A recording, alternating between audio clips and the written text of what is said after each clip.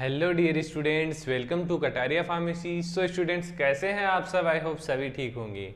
तो हम स्टडी कर रहे थे B pharma third semester organic chemistry second. Organic chemistry आपने सेकंड सेमेस्टर में भी स्टडी की है, तो आप इस चीज़ को रिलेट कर सकते हैं कि दोनों ही ऑर्गेनिक केमिस्ट्री एक दूसरे से कंपैरेटिव है, लगभग सेम है। बस रिएक्शंस के बारे में हम स्टडी कर रहे हैं इनके अंदर। तो ये जो रिएक्शन का फंडा है वो तो आपको समझ में आ ही गया होगा कि क्या प्रोसेस होती है। कोई भी देख लीजिए कि कोई भी जैसे रिएक्शन आ रही है तो उसके अंदर बेसिकली 3 स्टेप्स होती हैं। फर्स्ट इलेक्ट्रोफाइल का जनरेशन होगा, देन कार्बोकेटाइन फॉर्मेशन होगा, देन लास्ट में लॉस ऑफ इलेक्ट्रॉन होगा और हमारा कंप्लीट रिएक्शन हो जाता है। तो वो ही हम पिछले कुछ लेक्चर्स में स्टडी करते आ रहे हैं। बस नेम चेंज हो रहा है रिएक्शन, लेकिन स्टेप और मैकेनिज्म सेम हो रहा है। तो आपको क्या याद रखना है कि कोई भी रिएक्शन है उसमें क्या क्या रिएजेंट यूज किए जा रहे हैं और किस किस के बीच रिएक्शन हो रही है। बाकी स्टेप सभी की सेम होगी, तो कंफ्यूज होने की बिल्कुल भी ज़रूरत नहीं है। अगर वीडियो अच्छी लगे तो वीडियो को लाइक करें और अपने दोस्तों तक शेयर करें, और अगर आप चैनल पे न्यू हैं तो चैनल को सब्सक्राइब ज़रूर कर लें। तो स्टार्ट करते हैं। आज की हमारी लास्ट जो रिएक्शन है यूनिट फर्स्ट की, फ्रिंडल क्राफ्ट एसाइलेशन। पिछले लेक्चर में हमने देखा था फ्रिंडल क्राफ्ट एल्काइलेशन, मतलब उसके अंदर हम एल्किल ग्रुप का यूज कर रहे थे। यहाँ पर हम कुछ और करने वाले हैं। तो बेसिकली जो फ्रिंडल क्राफ्ट एसाइलेशन रिएक्शन है, एल्डिहाइड और कीटोन, जो बेंजीन एल्डिहाइड और बेंजीन कीटोन है, उनके फॉर्मेशन में बेसिकली इसका यूज किया जाता है। तो सबसे पहले इंट्रोडक्शन देख लेते हैं, जिससे काफ़ी हद तक हमें समझने में हेल्प मिलेगी। This method is useful in preparation of aromatic ketones. किसके लिए यूज किया जाता है? Aromatic ketones. Benzene and other arene, इसके अंदर रिएक्शन किसके बीच होती है? Benzene and other arenes react with acid chloride. किसके साथ रिएक्शन करते हैं? Acid chloride on anhydrous in presence of anhydrous AlCl3।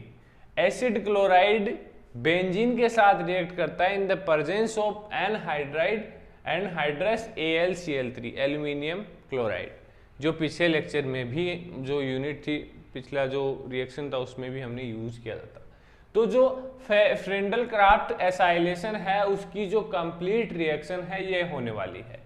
इसमें जो हमारा एसिड क्लोराइड है वो इन the presence of anhydrous AlCl3 बनाएगा क्या? Aromatic ketone. तो इसको हम ऐसे भी ड्रॉ कर सकते हैं। कीटोन में आपको पता है CO ग्रुप आता है CH3। तो ये रिएक्शन, अब इसको हमें स्टेप बाय स्टेप कवर करना है, इसकी मैकेनिज्म देखनी है। तो Friedel Crafts acylation involve following step. जो पिछले लेक्शन में देखी है वही स्टेप होगी। First generation of electrophile.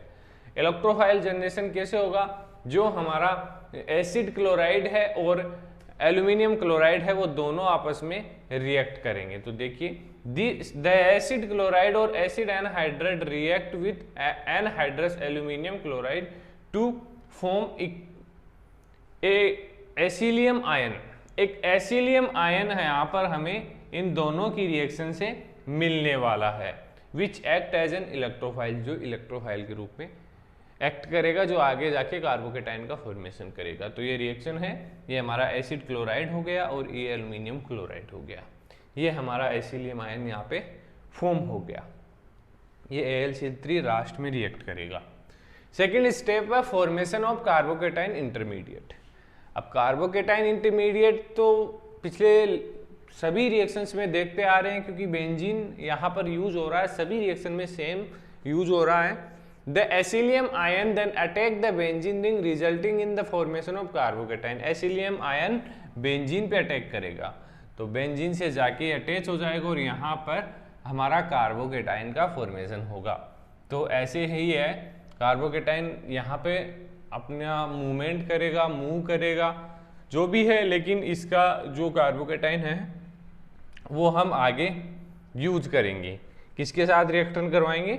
Aluminium जो टेट्राक्लोराइड है उसके साथ। तो लास्ट जो रिएक्शन है, ये वाली जो रिएक्शन है, this is a slow and hence rate determining step होती है। बाकी सेकंड वाली, ये वाली, थर्ड वाली तो फास्ट रिएक्शन होगी। द बेस क्या था?